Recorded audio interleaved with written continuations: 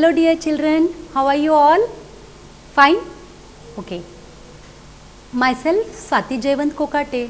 Today I am going to teach you SST, that is History, lesson number 1, tracing changes through 1,000 years. So let me ask you first, dear children, I have told you to read the lesson, underline the new words. As you know that many words are there new which you are not at all familiar with it. So you might be feeling very uninterested that new words are there. So that's why my thing is that to tell you that please read the lessons, as the lessons are also very lengthy. So read the lessons as soon as your teacher teaches you and underline the new words. Also I will give the meanings. Open your textbooks and also notebooks to note down the new words. So in the previous lecture you have learnt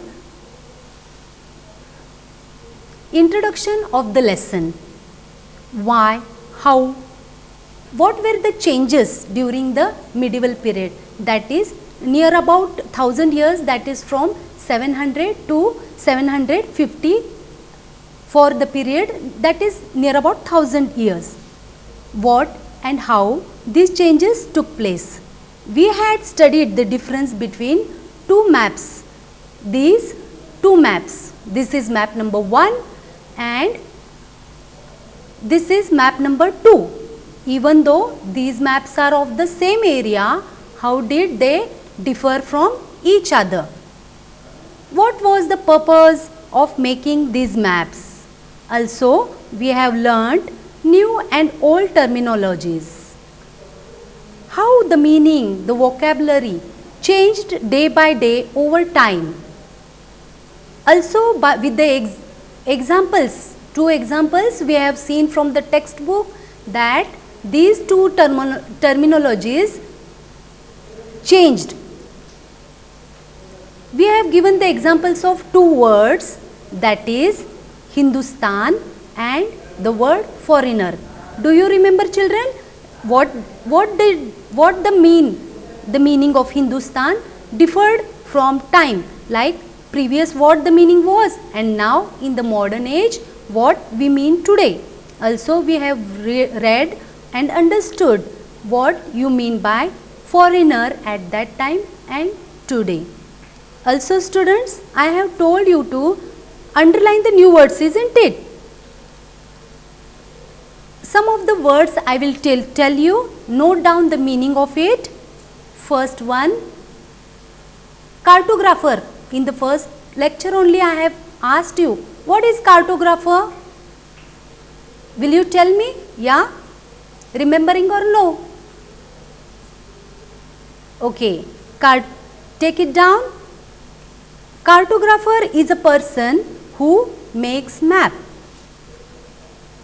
Next one, what is medieval period? The age from second half of 8th century up to first half of 18th century. Okay, medieval period is the age from second half of the 8th century up to first half of 18th century. Then inscriptions. What are inscriptions? Messages, sketches carved on stone slabs or wooden slabs. Next one, chronicles. What are chronicles? Records of historical events, happenings as they take place during the age or period. Means chronicles are the records of events happened in previous. Okay, manuscripts. What are manuscripts? Manuscripts are handwritten accounts of some events and happenings. What is archive? Archive is a place where documents and manuscripts are stored for future generation for their further studies. Scribe. What is scribe? Yeah, correct. A scribe is a person who copies the text or the manuscript. What is habitat? This one is new word. Okay, we are going to see it later. The habitat, the environment of a region, the social and economic lifestyle of a resident. Fine. Now what is jati? Jati, a divided group of people. It is a divided group of people ranked on the basis of backgrounds and occupations. So how it is ranked? On the basis of their backgrounds and occupations. What is Jati Panchayat? Jati Panchayat is rules and regulations enforced by a group of elders in a village. So we can say that it is a set of rules and regulations which are enforced by a group of elders in a village, and the villagers have to follow it. What is region? A simple word, but the particular area designated or occupied by a certain group of empire is called a region. Okay. What is a region? It is a particular area which is occupied by a empire. Then patron. Okay, this patron word, it is an influential wealthy individual who supports, who helps the artists, craftsmen and learned people. He helps in form of money or any documents or any help if the person requires. He is called a patron. And again next we are going to study one more word, ulama. What is ulama? Ulama, we can say that how Hindus, what pandits are for Hindus, we can say ulama is a learned person or jurist for Islam. Understood? Ulama, he is a person who is a jurist for Islam. So we have also studied how on the occasions, means the chronicles of different types in the 14th century of Ziauddin Barani, okay, wrote his chronicle first in 1356 and another version 2 years later. But these two different versions were not found by the historians. Why these were not found? They were somewhere misplaced in the library. The second one which was found and were studied by the historians were of the second version, but the first one version written by Ziauddin Barani was somewhere misplaced in the libraries. So it remained lost till 1960s and later on it was found. Now in this lecture we are going to study new social and political groups. Fine. Okay. What is new social and political groups? What is related to society is called social. Okay. The study of 1000 years between 700 to 750 was a huge challenging job, okay, for the historians to study. Why it was? Because there was various changes took place in developments and occurred over the period. What different movements in this period where there was emergence or there were appearance of new technologies? What were these new 3 technologies? Let us see. The first one was the Persian wheel, which was very useful for irrigation. So there was drastic, very much improvements in irrigations, farming and all. Then second one is the spinning wheel in weaving, okay, and the firearms in combat. These 3 things were very useful and brought a drastic change in the economy, in the social groups or in the society. Also new foods were arrived with the people in the subcontinent. Which were these new food or beverages? Beverages are the liquid drinks, okay, like tea, coffee, you can say. So what were these things? Let us see. These were potatoes, corns, chilies, tea and coffee. Fine. These things were, you can say that, new innovations, new technologies and crops. These came along with the people who brought other ideas with them as well. As a result, this brought other ideas with them. Was a period of, so we can say that this was a period of economic, political, social and cultural change. This again we are going to study in detail in our next 5th, 6th and 7th chapter. This also was a period of great mobility. Okay, what is mobility? Mobility is moving of group of persons from one place to another. Then why these people traveled from one place to another? Can you tell me? Were they going for trips? No. These people traveled from one place to another in search of good opportunities. What are the opportunities? Means they were in search of good work to earn, to earn income or whatever source they find. Means if they are doing something on a small scale, they wanted to improve themselves, they wanted to go and in a groups and they wanted to form their society in the search of opportunities. This was also a period, that's why it is called that it was a period of great mobility. Group of people travelled from one place to another. The subcontinent held immense wealth, okay, and possibilities for people to carve a fortune. Means they had got a great opportunity with this innovative three things. One group of people who became important in this period was Rajput. This Rajput name is derived from the word Rajputra. What is mean by Rajputra? Yeah? Yes, the son of the ruler. Putra means a son and the ruler's son is called Rajputra, and this word we have got from Rajput. Between the 8th and 14th century, the term was applied more generally to a body of warriors who claimed Kshatriyas. So these were Kshatriyas, these caste status, those who were warriors, they fought, this term was used for the Kshatriyas.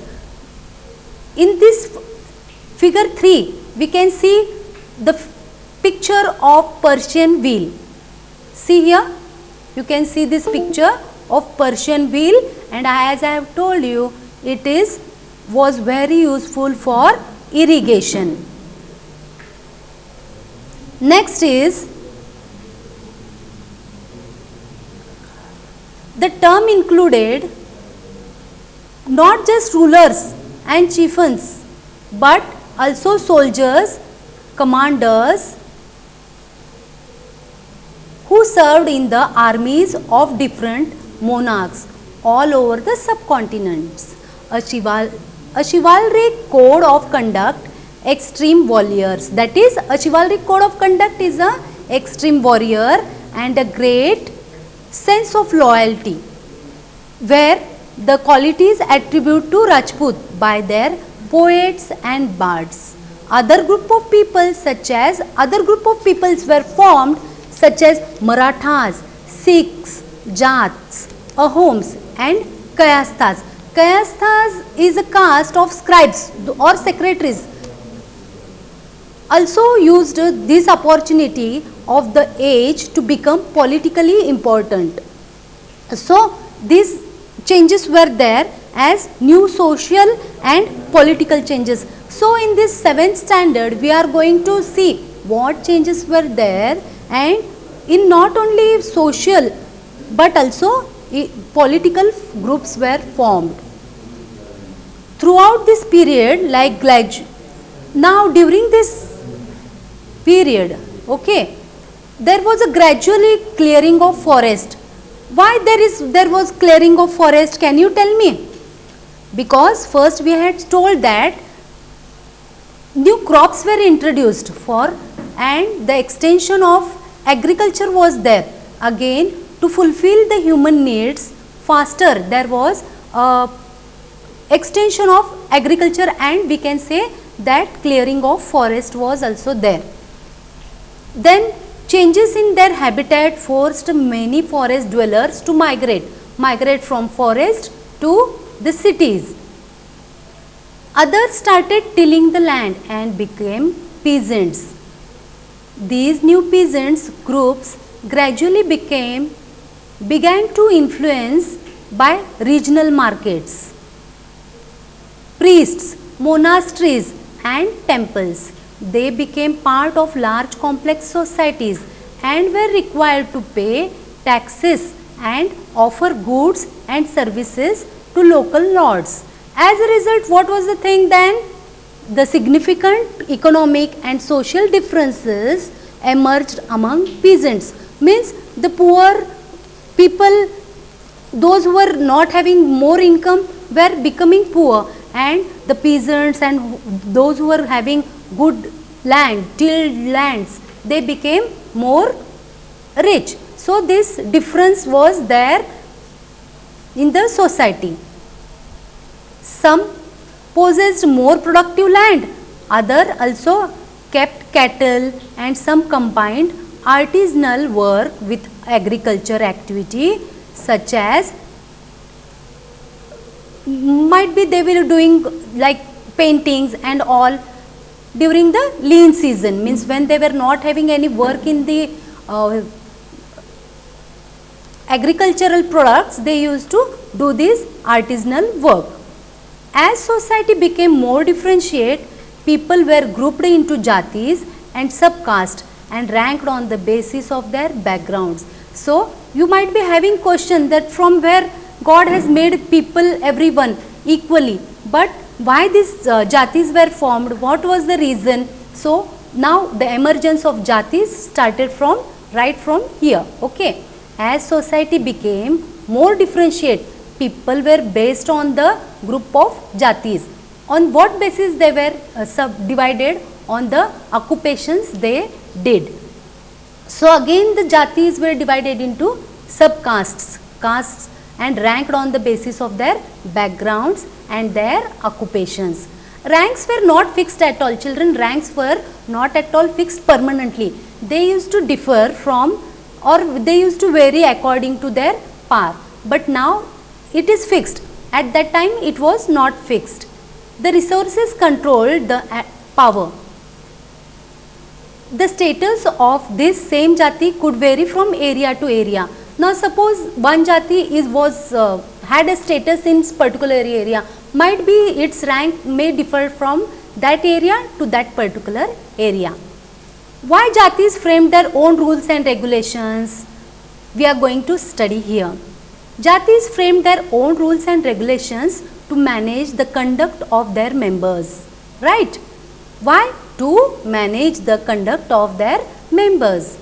These regulations were forced by an assembly of elders described in some areas as the Jati Panchayat. Now also in villages you must be listening these words, what is Jati Panchayat and all. In civics you must have read this Jati Panchayat. So here it will be clear to you what is Jati Panchayat. But jatis were also required to follow the rules and regulations of their villages. Even though Jati Panchayat's rules and regulations these villages were following, they had to follow the rules of the villages also. Several villages were governed by a chieftain. Together they were also called a small unit of a state. Again here what changes were there? Right? Region and empire. Next subtopic we are going to read or we are going to study is region and empire.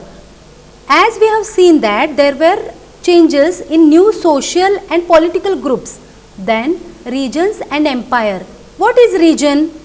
Yeah, I have told you What is region? Region is a particular area occupied by a certain group of empire. Means if that group of empire occupies that place, that will be called as a region. So we can say that region and empire, what changes were there? Large states like those. Now we have learnt last year in 6th standard Cholas empire. Okay, but now this year we are going to study Tughlaqs, Mughals. These words are new for you and you must be finding it little confusing. As we will go on learning these few words, the things will be clear to you.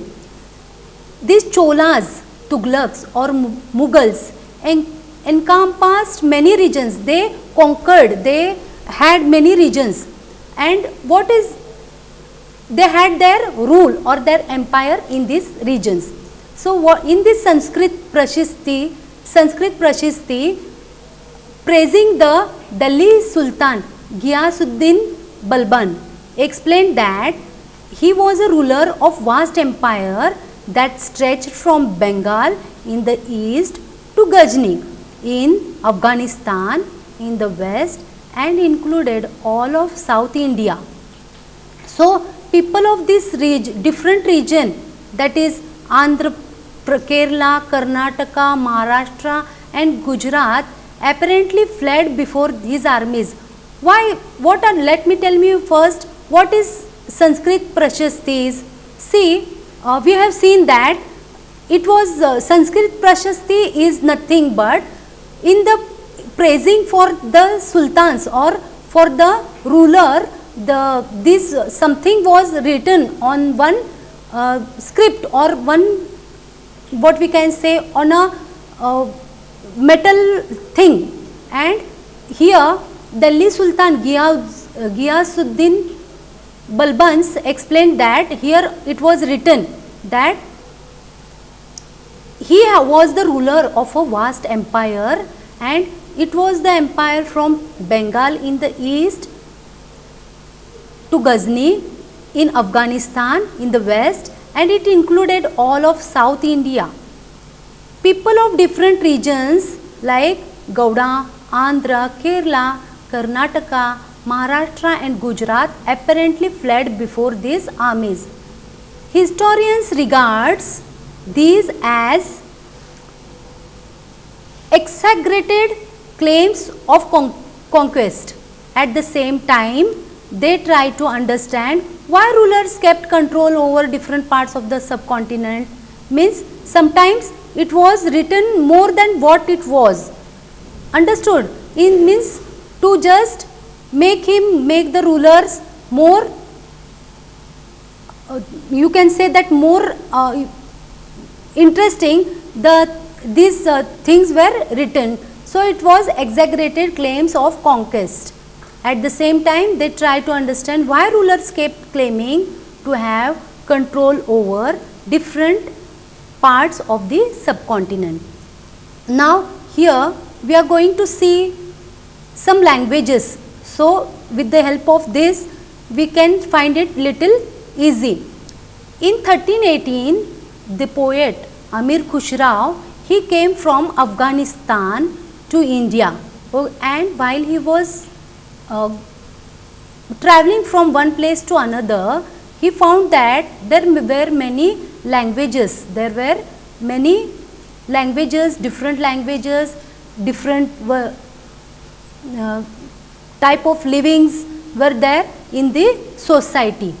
A different language like Sindhi, Lahori, Kashmiri, Dwar Samudri, so Telangani, where these languages were spoken, like Dwar Samudri was in southern Karnataka, Telangani in Andhra Pradesh, Gujri in Gujarat, Mabari in Tamil Nadu, Gauri in Bengal, Awadhi in eastern Uttar Pradesh and Hindavi in the area around Delhi.